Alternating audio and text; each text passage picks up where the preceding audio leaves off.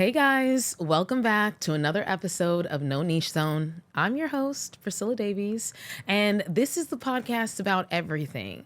There's no niche here. I don't know if you could tell that by the name, but now you know.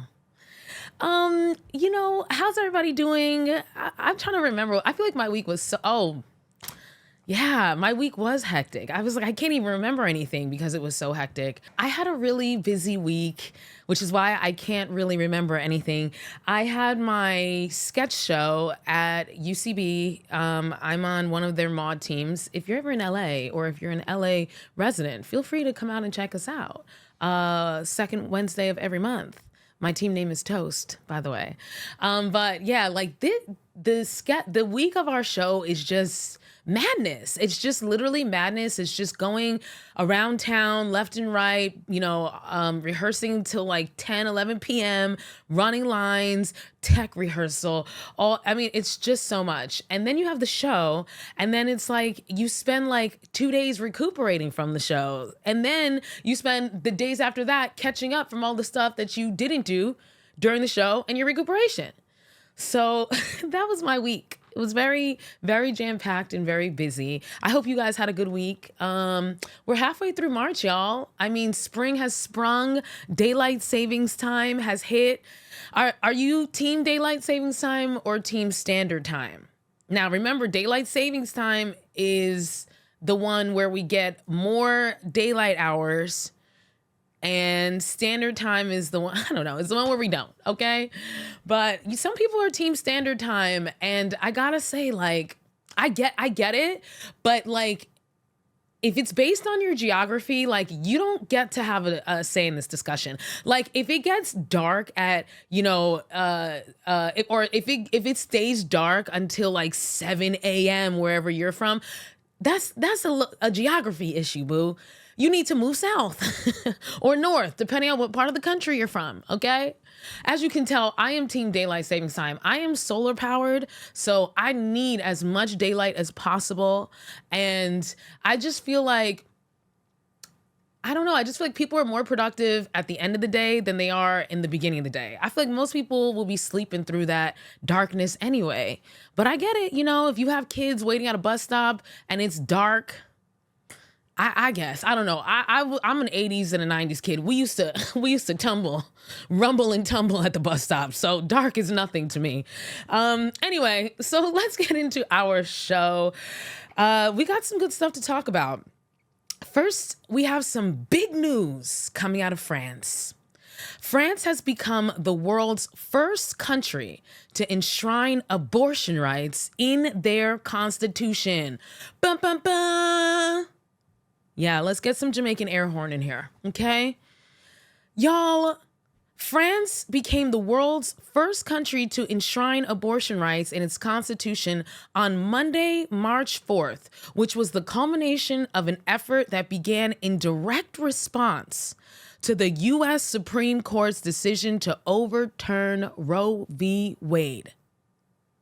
Shots fired. France said, "Look at those ugly Americans. Putain."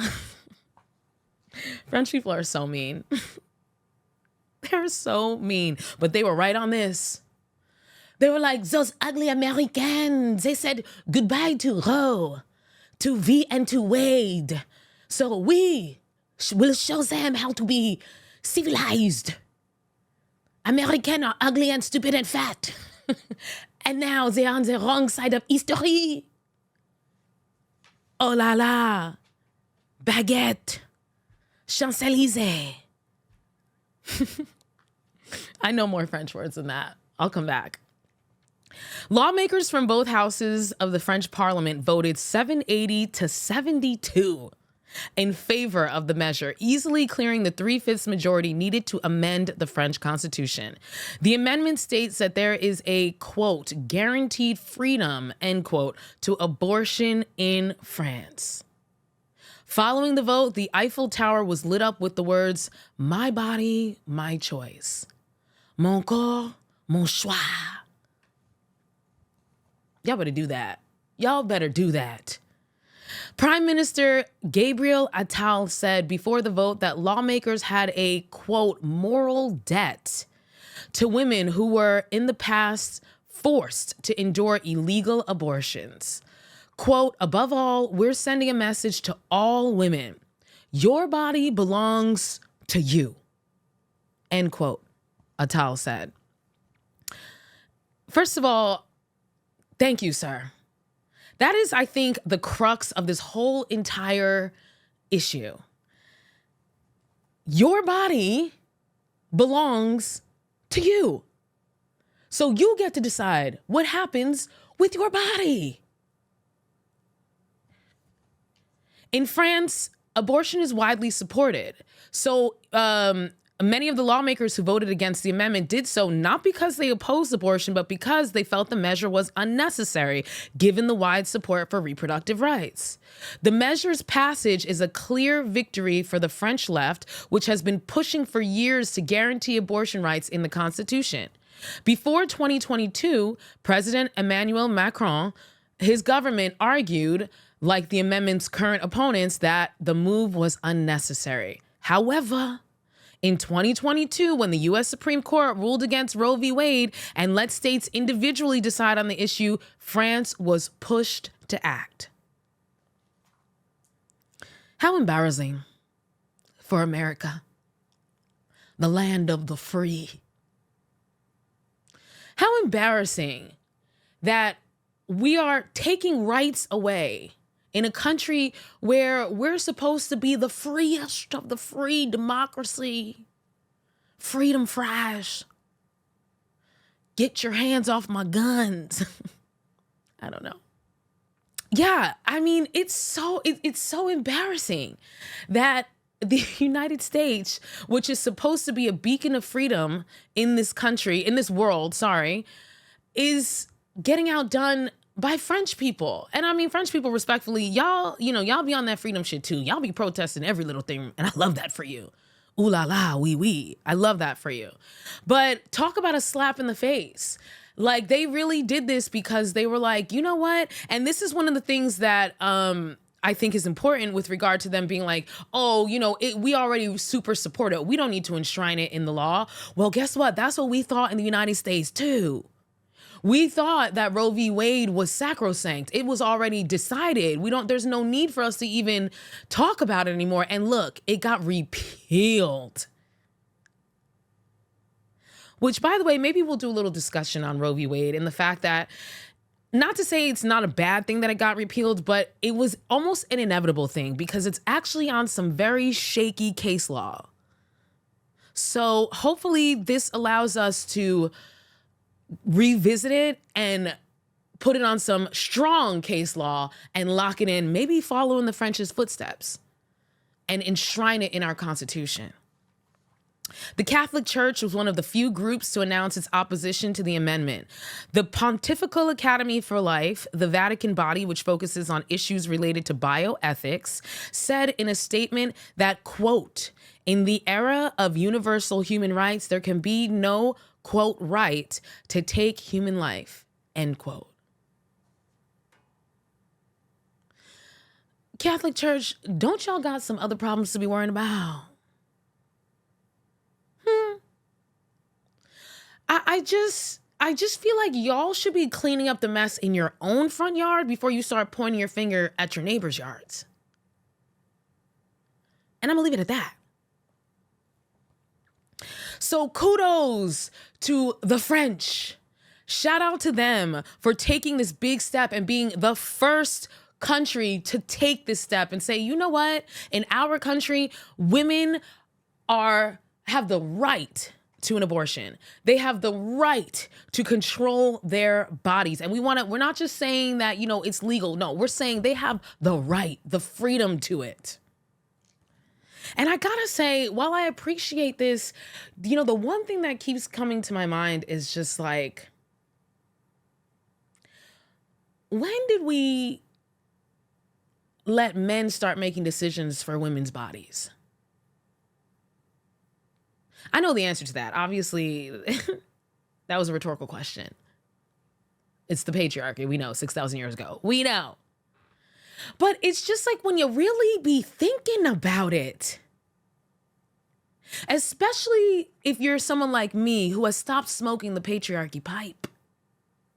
If you've removed the patriarchy beer goggles and you can see through the bullshit, through the veil, through the mist, you start to wonder, why are we letting these motherfuckers tell us what we can do with our bodies? What's wild is that there's like literally places, and have been historically, where men will sit around at a table and make laws about women and what women can and can't do. And then on top of it, what they can and can't do with their own goddamn bodies. While I love that we are enshrining this right into the Constitution, where is the right in the Constitution that men have to their bodies? How come they don't need a constitutional amendment for that?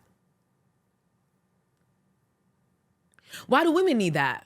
Why do we need legal and constitutional protection for our own bodies? Ladies, it's time to take our power back. When you see through the bullshit, it is so hard for you to continue going along with the nonsense. It is time to take our power back. No one can tell us what the hell we can and can't do. And I know some women are like, yeah, but like, what about the violence? And like, that's how we got here in the first place, right? The violence of the patriarchy. First of all, we already dealing with violence, y'all. Let's keep it 100. We're already dealing with violence without the benefits of the things that we're trying to change. That's number one. And then number two, if you're scared, that's okay. Support the bitches who aren't scared, like me. And all the other women out there who have had the awakening and they see through the bullshit. Support those women. Don't tell them that, oh, they should get quiet and they should get small because they don't want to stir up the angry patriarchal system. Stand behind them, support them, and do things scared. Practice makes progress, y'all.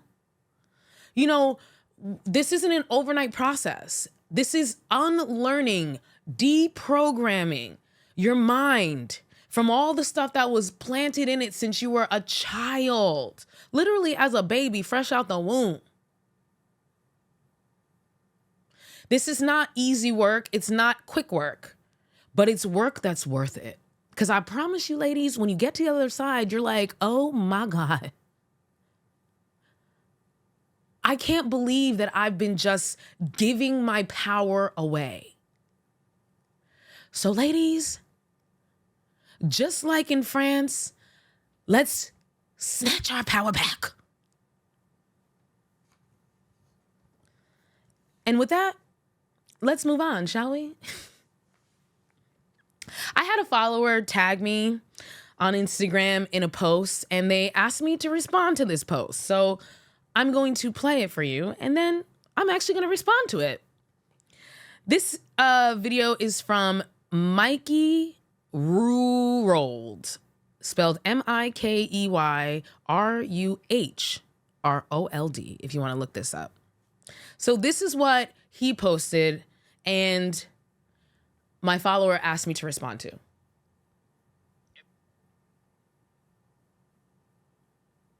If you were 22 years old, what would you be doing with your life? Would you make different decisions? Would you be doing something different? Do you regret anything? I'm 22 years old, and I'm always just curious on what people would do if they were in my position. All right. And he goes on to talk a little bit more, but that's basically the crux of it. It's a 22-year-old asking, if you were 22 years old again, what would you do if you were in my shoes? What would you be doing?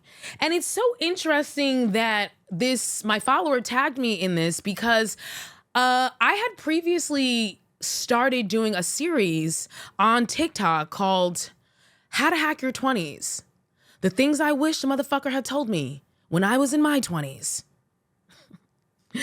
where I basically talked about the things I wish motherfuckers had told me when I was in my 20s. The things that would have made my life so much easier. The things that I learned that I learned in my 20s and beyond. And those are the things that had I known them when I was in my 20s, I would have had a much easier life.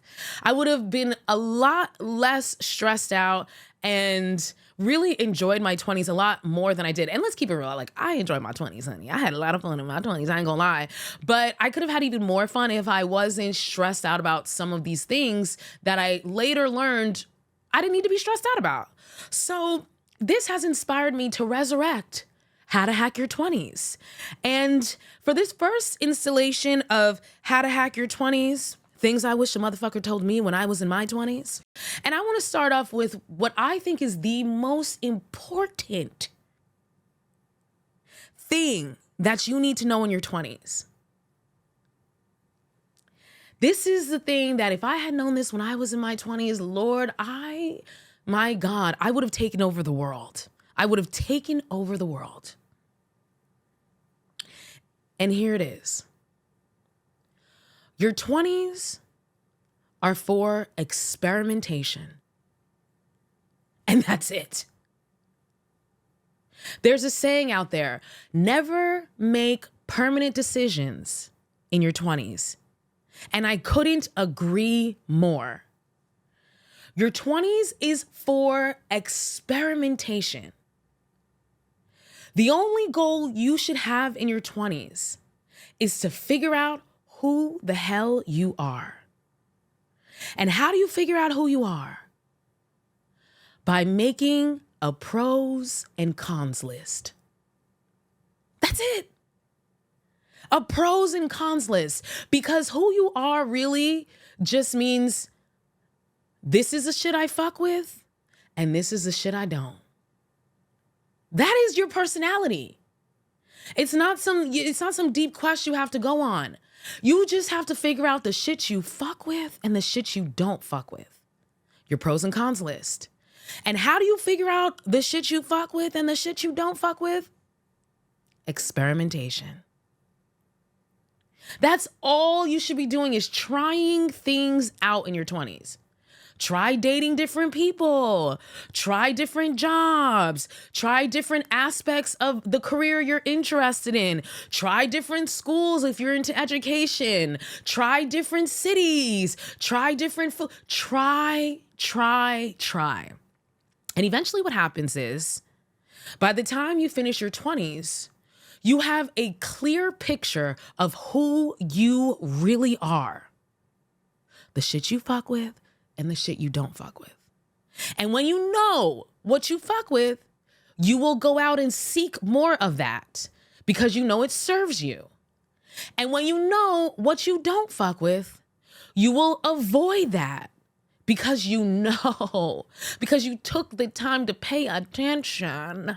Because that's one of the shortcomings of your 20s is like you're going so fast and so much is happening that you're really not paying attention.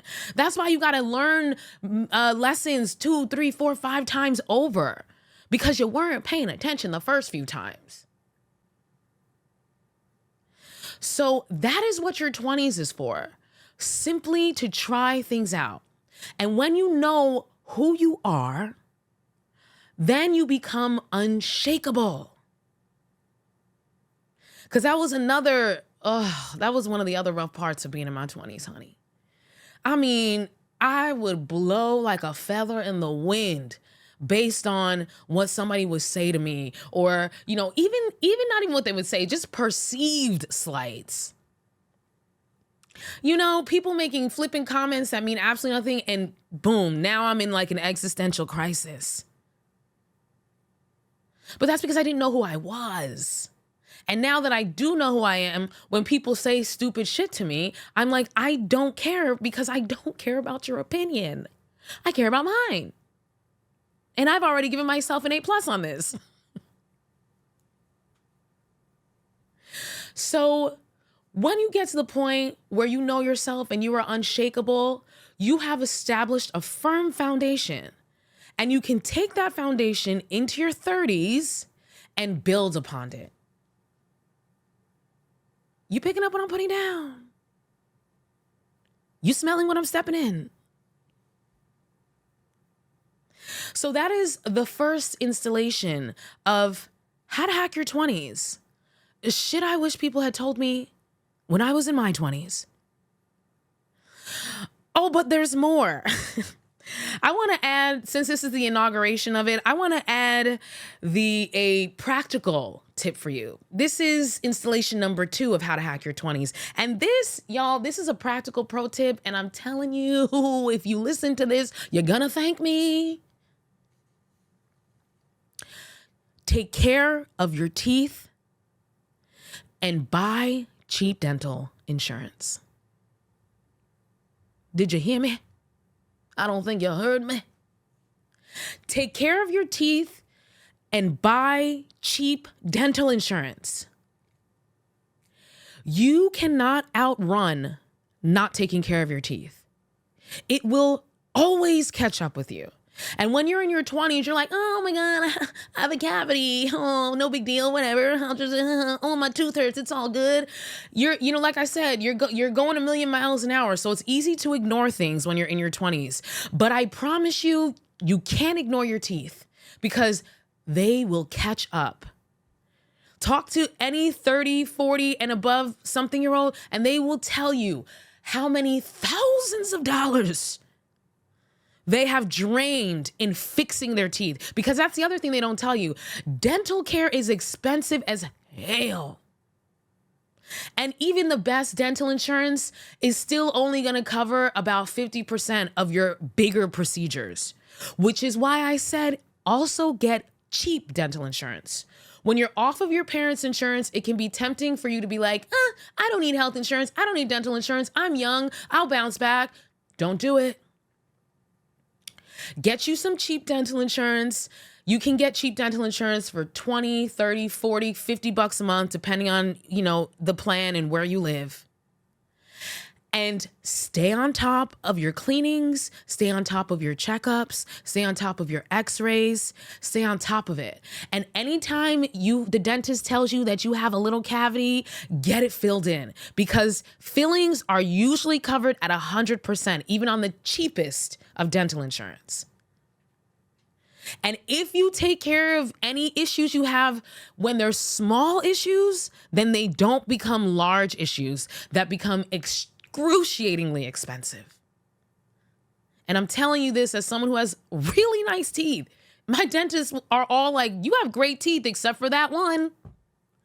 And just that one, I have sunk thousands of dollars into fixing.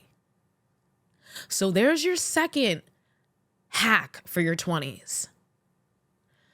Get cheap dental insurance and stay on top of your dental health. And let's move it on, y'all. I want to get into some royalty. Of course, that's royalty spelled with a T-E-A at the end because we love all the gossip. Y'all know that the British royals are some of my problematic faves, right? Because y'all know I'm like anti-royalist. I'm a radical leftist. But one thing I love is that goddamn British royal family. I'm all up in their tea and I love it. I love it. So I'm going to ask the question that everybody has been wondering. Where the hell is Kate Winslet? And should we be concerned? If you've been following this, then Kate Winslet has been MIA since the end of last year, y'all. And there's been a lot of suspicious things that have been happening around her sudden disappearance. And because of that, it stirred up the rumor mills. And they going ham.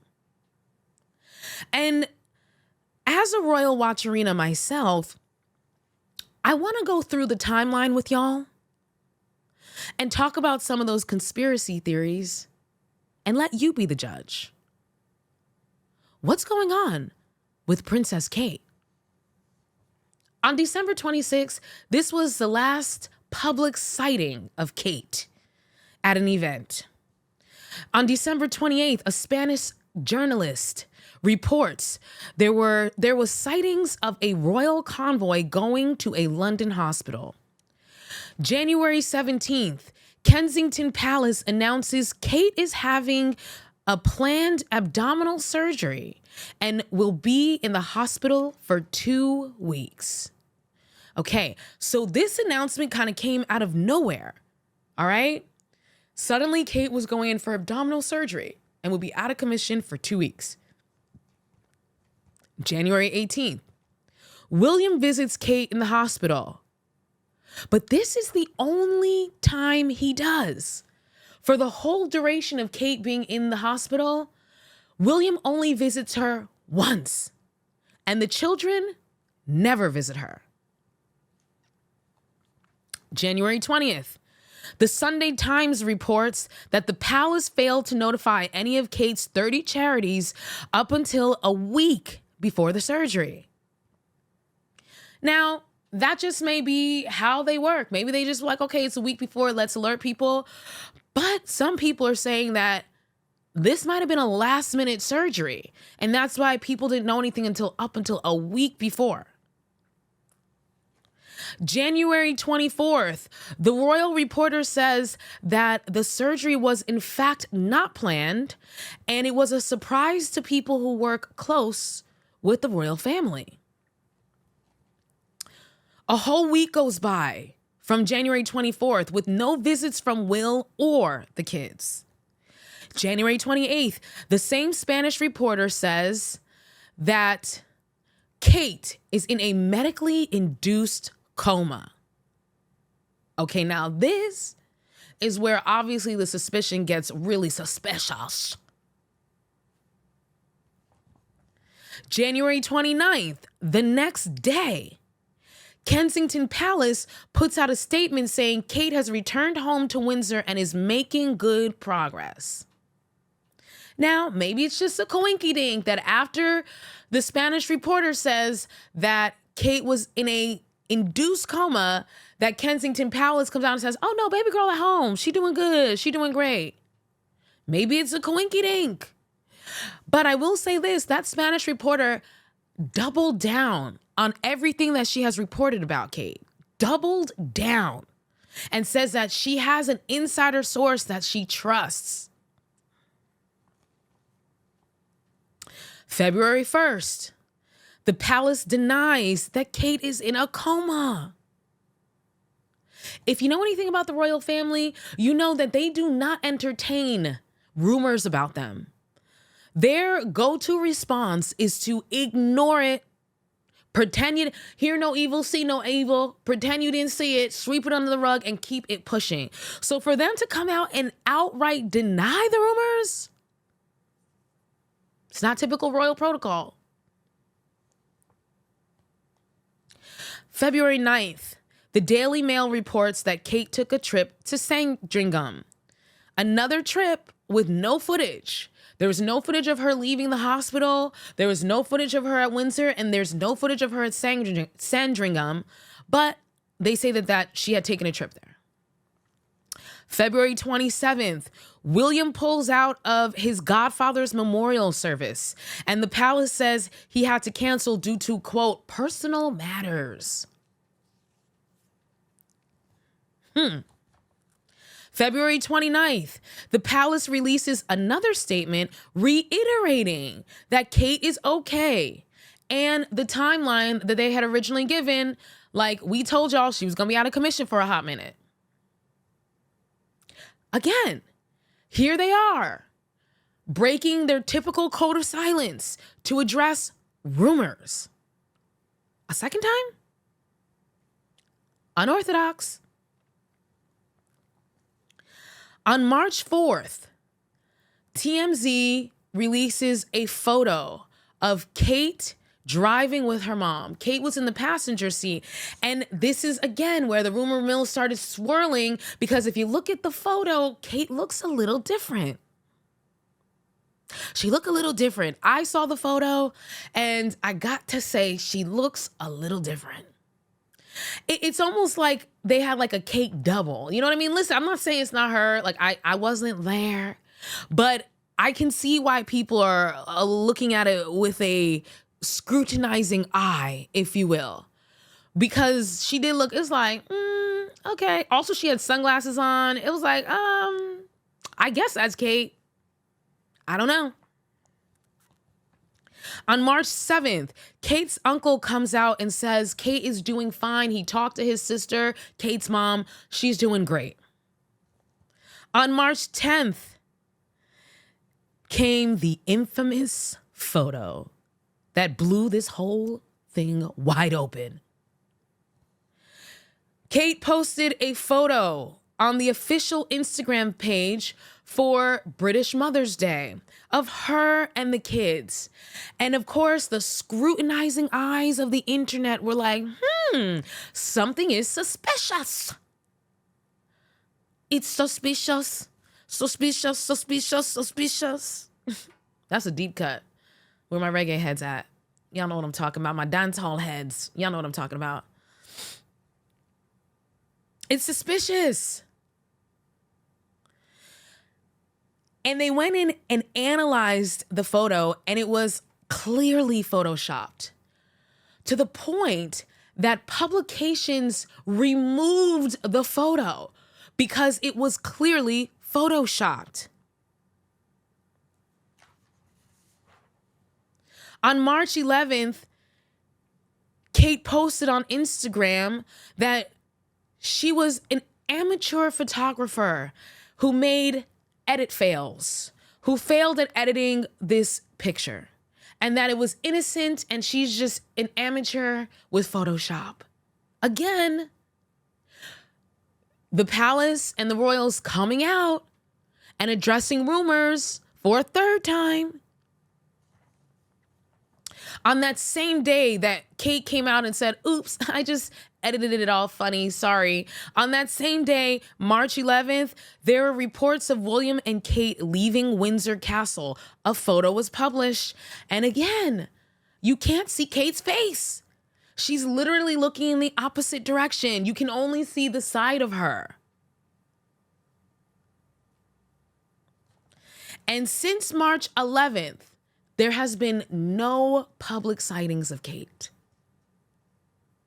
None. And so, obviously, the rumor mill is a swirling. And the rumors range from lighthearted things like she's on The Masked Singer, which honestly, please let that be what it is. And please let her win The Masked Singer. Please. Please. I would love that for her. But some other people have speculated that maybe it's cosmetic work. Maybe she went in to get some cosmetic work. Maybe something done to her face, which is why she keeps obscuring her face, which is why she has to be out of the public eye. Maybe she had a mommy makeover and it might have gone awry. We don't know. Also, the palace did come out and say that it was not cancer related. So that's good. We're happy to hear that it's not cancer. Some people said that maybe she is in rehab for an eating disorder. Now, this is a rumor that's gone around. I don't know if this is a confirmed rumor or not. I'm not really sure, but that is something that people speculate, that she may have an eating disorder and she may have gone to rehab for that. I don't know.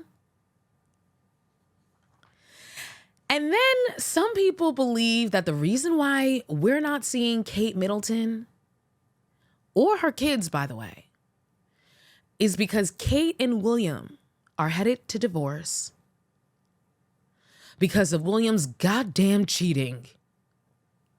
As people know, William has been accused of cheating on Kate. It has come out. Reports have leaked that he be cheating on his woman.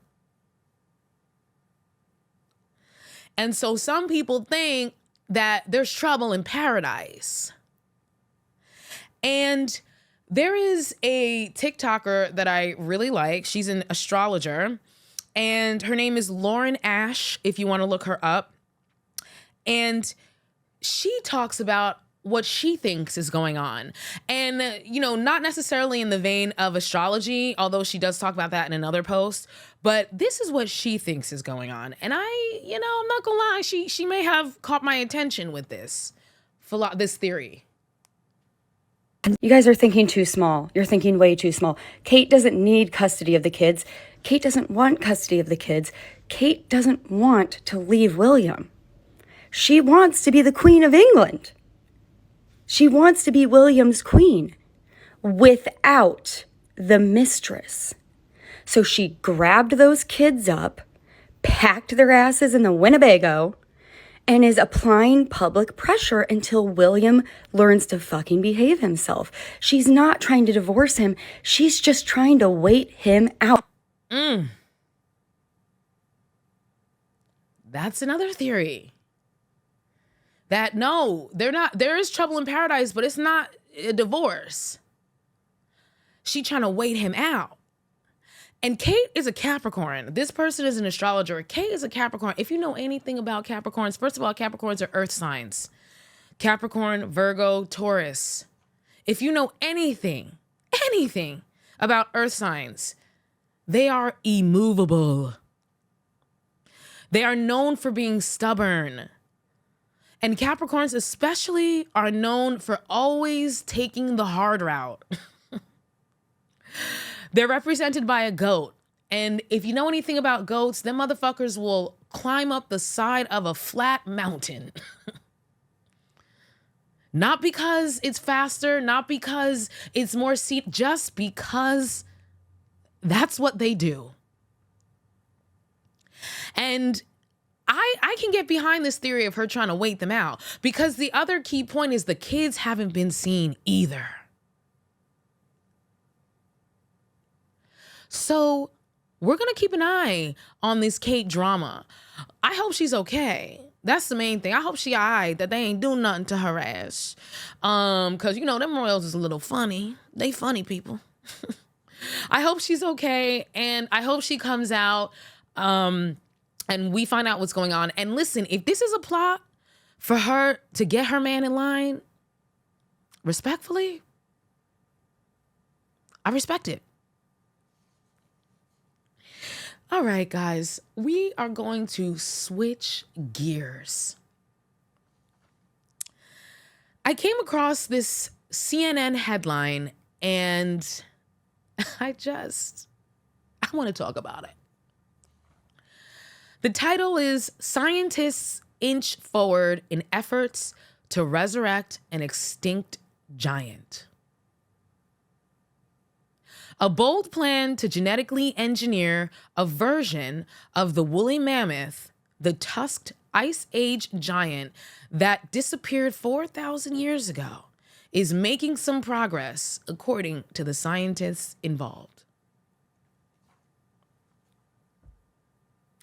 Caucasian cousins, are y'all okay? Why are you doing this? Why? Who told you we need woolly mammoths back?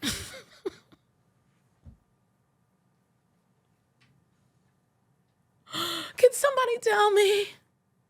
Who told y'all, you know what the earth needs? Oh, woolly mammoths. What is your freaking problem? The long-term goal is to create a living, walking elephant-mammoth hybrid that would be visually indistinguishable from its extinct forerunner, and if released into its natural habitat in sufficient numbers, because that doesn't sound like it can end up badly, could potentially help restore the fragile Arctic tundra ecosystem. Guys, is this the only way we can help restore the fragile Arctic tundra ecosystem? By resurrecting extinct animals to... Have you guys not seen Jurassic Park? Don't we know how this ends? It's like, what good do you think is going to come from resurrecting the woolly mammoth. Imagine, you know how like, I'm having a hard time with this, guys. In LA, we have to deal with like coyotes and stuff, and sometimes they'll be like straight up in the middle of the city. Like I was walking in Silver Lake like a couple months ago, and it was a coyote just walking down the street. And I said, wow, imagine if instead of a coyote, it was a woolly mammoth walking down your street. Because some scientists decided that we needed to resurrect them. Because they didn't heed the moral lessons that we all should have heeded from Jurassic Park. Parts 1, 2, 3. I don't know how many parts, but there were enough for you to get it.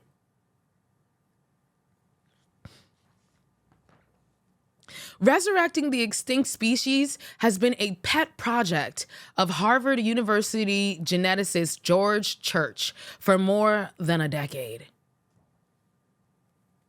Many challenging tasks, such as developing an artificial womb capable of gestating a baby elephant, remain.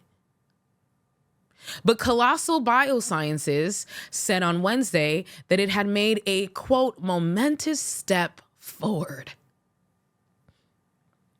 Church and Ariana Haisali, I probably butchered that, Colossal's head of biological sciences, revealed they had reprogrammed cells from an Asian elephant, the mammoth's closest living relative, into an embryonic state. The first time stem cells have been derived from elephant cells. The stem cells will also make it easier for conservation scientists to study the Asian elephant's unique biology.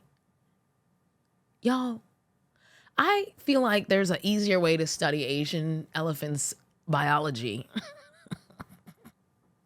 Colossal has long claimed that mammoths, should they return to the grasslands in the planet's northernmost reaches in sufficient numbers, would help slow down permafrost thaw.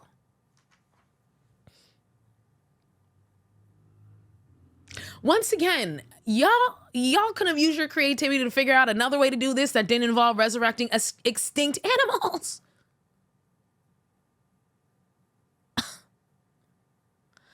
I just Colossal also announced plans to resurrect the Tasmanian tiger. Now, that is... Of course, let's bring the Tasmanian tiger back. In 2022, and the dodo bird in 2023. But its work on the mammoth has been going on the longest. So they trying to bring back woolly mammoths, Tasmanian tigers, and the dodo bird. Oh, Lord. It's like, as a Black person, it's really hard for me to understand this stuff. I feel like BIPOC people and Indigenous folks, which that's the I right there, but I feel like Black, brown, Indigenous folks, we just have a different relationship with nature.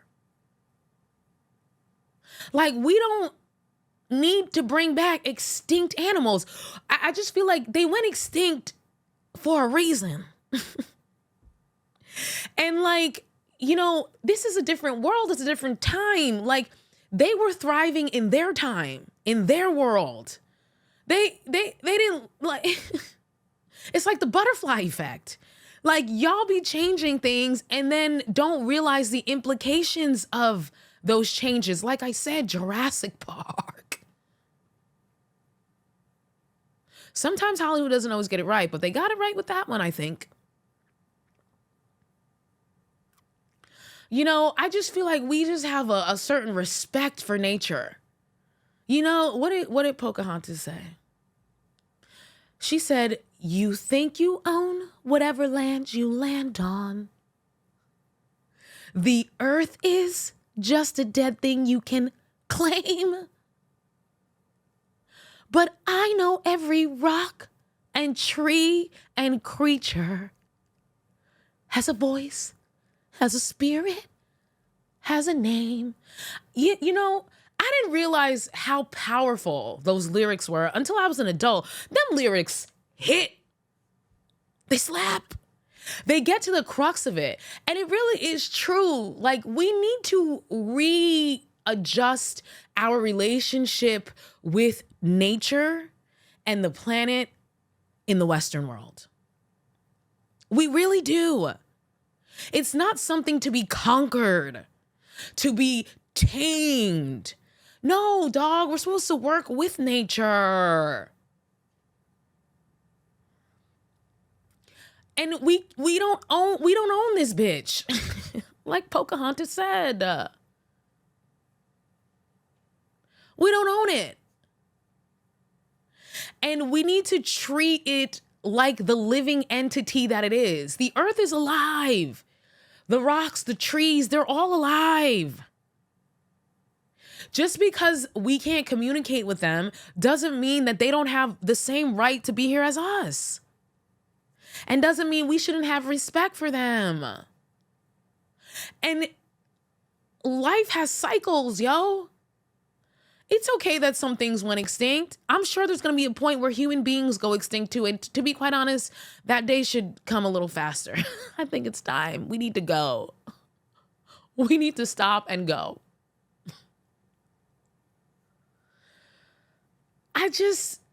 To these scientists who are tampering with these demonic, no, I'm kidding. But like these scientists, it's just like, y'all, I just feel like all this energy you're putting into this, like, okay, so y'all are interested in the permafrost of the highlands of whatever. First of all, you know, you're not even interested in that. You guys manufactured a reason for why your work should be valuable in the modern era when it isn't. So you guys went sifting for ideas, and it's so clearly obvious. But even still, let's say you really did care about the permafrost. This energy that you're putting into recreating an extinct species, you could have put into coming up with solutions for the permafrost. Doy.